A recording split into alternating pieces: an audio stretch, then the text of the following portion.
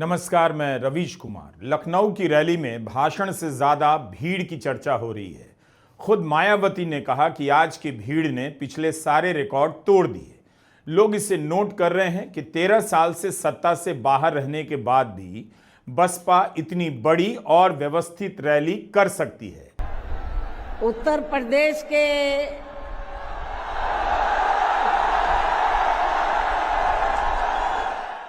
राजनीति में कभी किसी दल के समापन की घोषणा नहीं करनी चाहिए।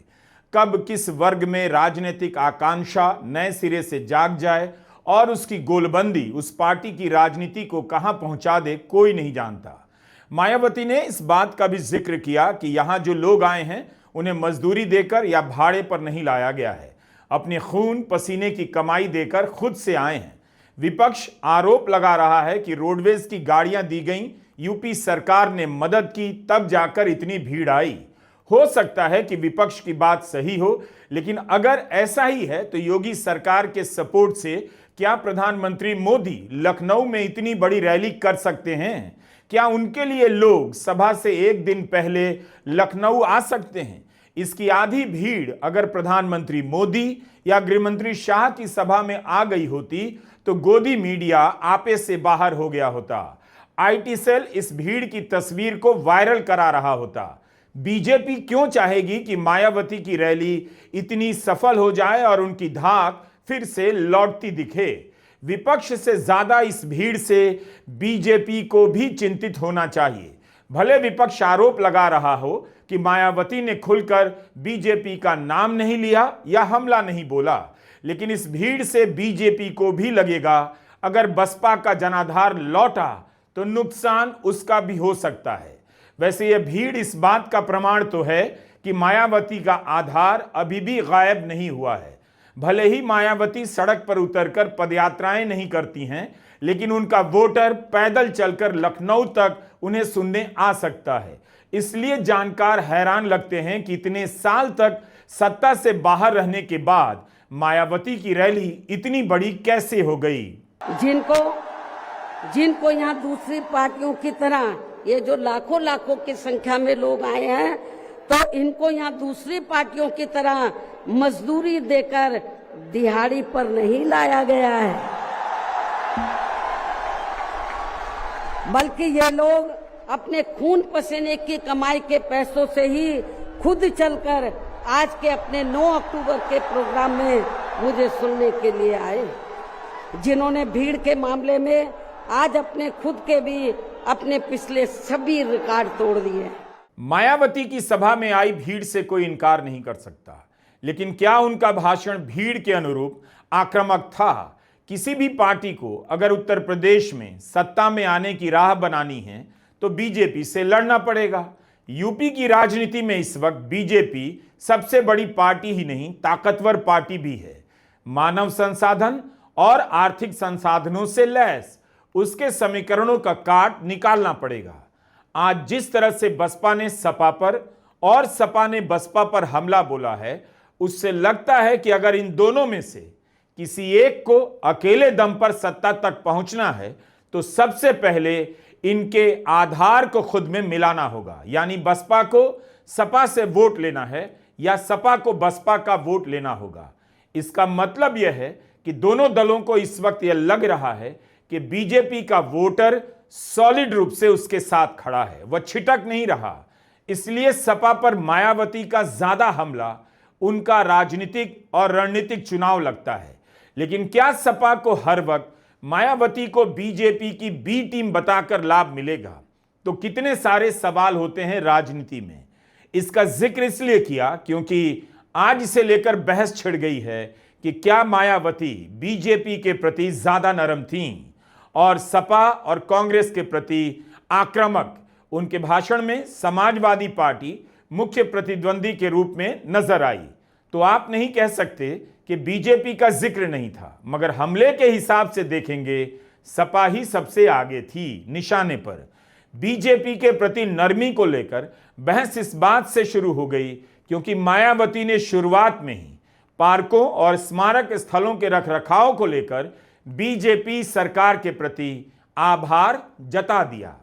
जब यूपी में हमारी सरकार थी और ये मान्यवर श्री कांशीराम जी के आदर सम्मान में ये जो विशाल स्मारक स्थल जब बनाया गया था, तो हमने उसी समय हमारी सरकार ने ये व्यवस्था की थी कि हम देखने वालों के लिए इस पर हम टिकट की व्यवस्था करेंगे और इसका जो पैसा आएगा टिकट का, तो वो किसी और मद पर खर्च नहीं किया जाएगा, बल्कि जितने भी उत्तर प्रदेश की राजधानी लखनऊ में जो स्मारक बने हैं, पार्क बने हैं, तो उनके रख रखाव पर खर्च किया जाएगा।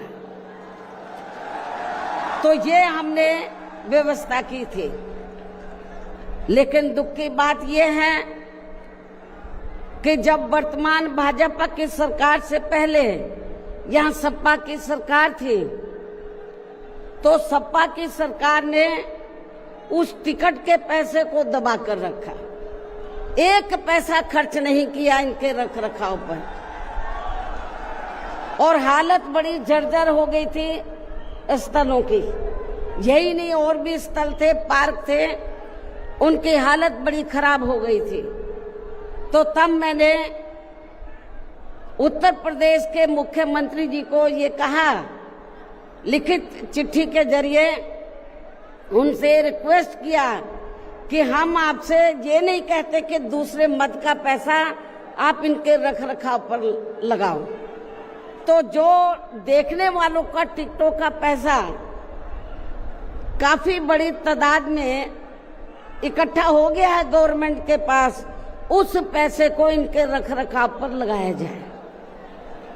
तो उत्तर प्रदेश की वर्तमान भाजपा की सरकार ने इस मामले को दिखवाया पूरा, और उसके बाद उन्होंने हमें कमिट किया, प्रॉमिस किया कि हम जो भी पैसा टिकटों को आया है हम दूसरे मद पे नहीं लगाएंगे, बल्कि इन स्थलों के रख रखाव पर लगाएंगे। उन्होंने ये लगाया, इसलिए हमारी पार्टी उनकी आभारी है। भाषण के इस हिस्से के बाद कांग्रेस से लेकर समाजवादी पार्टी ने बसपा को बीजेपी की बी टीम बताना शुरू कर दिया। समाजवादी पार्टी के सांसद अवधेश प्रसाद ने कहा, बीजेपी के प्रति नरमी का बयान बताता है मायावती दबाव में है। सपा अध्यक्ष अखिलेश यादव ने ट्वीट किया है, क्योंकि उनकी अंदरूनी साठ गांठ है जारी, इसलिए वे हैं जुल्म करने वालों के आभारी। अखिलेश का इशारा भी मायावती के भाषण की तरफ ही था। कांग्रेस प्रवक्ता सुरेंद्र राजपूत ने सवाल किया कि यह बीजेपी की रैली थी या बीएसपी की। राजपूत ने कहा कि जो स्क्रिप्ट शाहजी के यहां से आई या बीजेपी से आई, वही स्क्रिप्ट मायावती मंच से पढ़ रही थी। उन्होंने सवाल किया, मान्यवर कांशीराम जी की पुण्यतिथि पर उनको मेरा नमन है। आज 9 साल बाद जब बीएसपी सुप्रीमो मायावती बहन जी रैली को संबोधित करने जा रही थी, तो एक आशा और उम्मीद थी कि वो दलितों पर हो रहे अत्याचार और अहम मुद्दों पर बोलेंगी।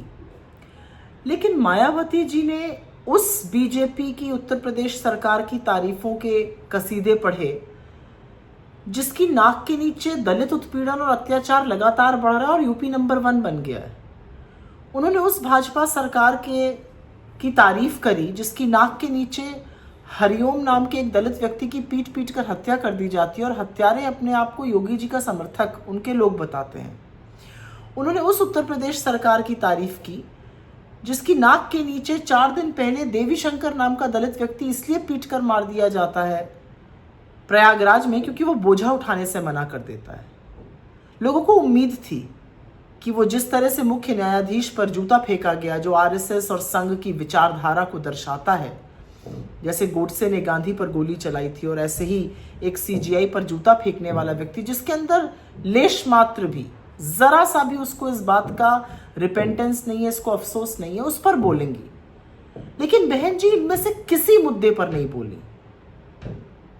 तो मुझे ही नहीं, मुझे लगता है कि पूरे दलित समाज को, एक वंचित शोषित समाज को आज बहुत अफसोस हुआ। वो बहुत आहत हैं क्योंकि किसी टाइम पर मायावती जी उनकी रहनुमा कही जाती थी उल्टे उन्होंने कांग्रेस पर प्रहार करते हुए संविधान को लेकर कुछ कटाक्ष कसे।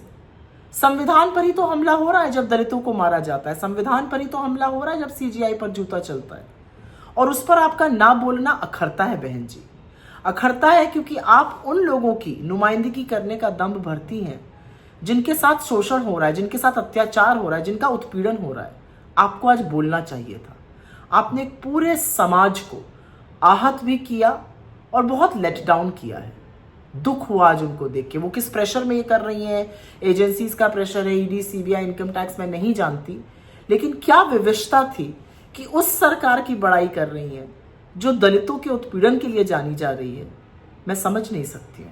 ओम प्रकाश राजभर उत्तर प्रदेश सरकार के मंत्री हैं, अलग पार्टी है उनकी, लेकिन राजभर ने मायावती की तारीफ की और कहा कि सभी 403 विधानसभाओं में मायावती के 50,000 वोटर तो होंगे, उनके जैसा जनाधार वाला कोई नेता नहीं।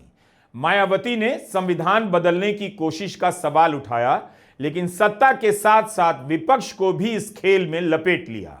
कांग्रेस और समाजवादी पार्टी बीजेपी पर संविधान बदलने के आरोप लगाती हैं, लेकिन मायावती के हिसाब से इस खेल में सत्ता पक्ष और विपक्ष दोनों मिले हुए हैं। नहीं बल्कि अब तो सत्ता एवं विपक्ष अंदर अंदर मिलकर वे अपनी जातिवादी मानसिकता के तहत चलकर यहाँ बाबा साहब डॉक्टर भीमराव अंबेडकर द्वारा निर्मित किए गए इनके मानवतावादी व समतामूलक भारतीय संविधान को भी बदलकर इसे ये पुराने वाले जातिवादी ढांचे में ही परिवर्तित करना चाहते हैं, जिसके लिए इनके साधु संत भी आए दिन पैरवी करते रहते हैं, जिसे हमारी पार्टी बीएसपी कतई भी बदलने नहीं देगी, चाहे इसके लिए हमें कितना भी संघर्ष क्यों ना करना पड़े। तभी फिर यहाँ दलितों, आदिवासियों, पिछड़े वर्गों एवं अन्य उपेक्षित वर्गों के लोगों के कानूनी अधिकार सुरक्षित व बचे रह सकते हैं, वरना इन वर्गों के लोगों को अभी तक थोड़ा बहुत जो भी लाभ मिल रहा है, तो फिर यहाँ संविधान बदलने पर ये काफी कुछ खत्म ही हो जाएगा। जिन्हें बचाने व बरकरार रखने के लिए इन सभी वर्गों के लोगों को बीएसपी के झंडे तले आपस में एकजुट होना बहुत जरूरी है। अपने भाषण में मायावती ने केवल अखिलेश यादव का नाम लेकर सवाल किया और उनसे पूछा कि बसपा सरकार ने जब कांशीराम नगर नाम कर दिया था, तब सपा सरकार ने फिर से बदलकर कासगंज क्यों किया। मायावती ने अगर प्रधानमंत्री मोदी और मुख्यमंत्री योगी का नाम नहीं लिया तो राहुल गांधी का भी नाम नहीं लिया। उनकी शैली भी इसी तरह की लगती है कि वे नीतियों की ज्यादा आलोचना करती हैं, व्यक्ति का जिक्र कम करती हैं। और सन 1975 में देश में लगी इमरजेंसी में तो कांग्रेस पार्टी की रही सरकार ने यहाँ बाबा साहब के संविधान को भी काफी हद तक प्रभावहीन ही बना दिया था, जिसकी आड़ में अब इस पार्टी के लोग आए दिन किस्म किस्म की नाटकबाजी करते रहते हैं। 2019 में मायावती ने समाजवादी पार्टी के साथ मिलकर चुनाव लड़ा, तब बसपा को लोकसभा की 10 सीटें मिली। 2024 के लोकसभा चुनाव में बीएसपी अकेले लड़ रही थी, एक भी सीट नहीं मिली। 2022 के विधानसभा चुनाव में बसपा को केवल 1 सीट आई। अगर बसपा को फिर से यूपी की सत्ता में लौटना है तो उसे अभी लंबी दूरी तय करनी होगी, क्योंकि 2014 के बाद के चुनाव से उसका वोट लगातार गिरता जा रहा है। पहले के कई विश्लेषणों में यह भी दावा किया जा रहा है कि बसपा के कोर वोट बैंक का एक बड़ा हिस्सा बीजेपी की तरफ गया है। हालांकि मायावती ने पहले इन आरोपों का खंडन किया है। तो क्या यह माना जाए कि बसपा अब अपने कोर वोट बैंक को वापस लाने के लिए निकल पड़ी है, लेकिन तब तो उसे बीजेपी को लेकर और आक्रामक होना चाहिए। उन्होंने मौजूदा भाजपा सरकार को केस मुकदमों के मामले में तो नहीं घेरा, लेकिन पहले की केंद्र की भाजपा सरकार का जिक्र जरूर किया। जबकि इससे पहले केंद्र की रही भाजपा सरकार ने सत्ता का दुरुपयोग करके मेरे ऊपर व मेरे माँ बाप, भाई बहन एवं अन्य रिश्ते नातों आदि के ऊपर भी अनेकों गलत एवं फर्जी केस दर्ज करा के हम सभी को जबरदस्ती इनकम टैक्स व सीबीआई आदि के जंजाल में फंसाकर हमारी छवि को धूमिल करने का हर संभव पूरा प्रयास किया है। इसके साथ साथ आगे चलकर इन सब मामलों में केंद्र की रही कांग्रेसी सरकार ने भी हमें न्याय देने के बजाय बल्कि काफी उलझा दिया था और तब फिर हमें इन सब के विरुद्ध माननीय कोर्ट में भी जाना पड़ा है, जहां हमें न्याय मिला है। इस प्रकार से ये सब भी हमें काफी कुछ झेलना पड़ा है। मायावती का भाषण करीब 1 घंटे का रहा। उन्होंने बार बार 2007 में बीएसपी की अकेले दम की सरकार का जिक्र किया, उस समय की कानून व्यवस्था का जिक्र किया और नीतियों का, और फिर से अपने समर्थकों से सरकार बनाने में जुट जाने का आह्वान किया। मायावती ने रैली में आए लोगों से धर्म की राजनीति को लेकर सतर्क रहने के लिए कहा। बस उनका भी नाम नहीं लिया कि कौन है जो उत्तर प्रदेश में इस तरह की राजनीति कर रहे हैं। इतना ही नहीं बल्कि देश में आम जनहित के मुद्दों पर आवाज उठाने की बजाय जो पिछले कुछ समय से यहाँ स्वार्थी व शरारती तत्व एक दूसरे के देवी देवता, खुदा व धर्म आदि को लेकर तथा इन पर आए दिन नए मुद्दों को निकालकर देश में बवाल व हिंसा आदि पैदा करने की कोशिश में लगे रहते हैं और फिर इनकी आड़ में राजनीति करते हैं। ये भी देश हित में ठीक नहीं है, जबकि इन सब मामलों में सभी को भारतीय संविधान के मुताबिक चलना चाहिए। साथ ही सभी धर्मों का पूरा आदर सम्मान भी करना चाहिए और इनके सदियों से चले आ रहे धार्मिक नियम, मान्यताएं व परंपराएं आदि में भी किसी को दखल देना उचित नहीं है और ना ही इनकी आड़ में आई लव आदि की कोई राजनीति नहीं करनी चाहिए। क्या मायावती वक्फ कानून की बात कर रही हैं? उनके भाषण के इस हिस्से का इशारा तो वक्फ की तरफ ही लग रहा है। अप्रैल के महीने में जब केंद्र सरकार ने वक्फ के कानून में संशोधन किया, तब मायावती ने खुलकर आलोचना की थी। वक्फ कानून को लेकर सुप्रीम कोर्ट का फैसला आ चुका है। फैसले को लेकर उनका क्या कहना है, उनके भाषण से साफ नहीं हुआ। मायावती ने पहलगांव में आतंकी घटना को लेकर दुख और चिंता जताई और कहा कि अगर सुरक्षा का उचित प्रबंध होता तो रोका जा सकता था।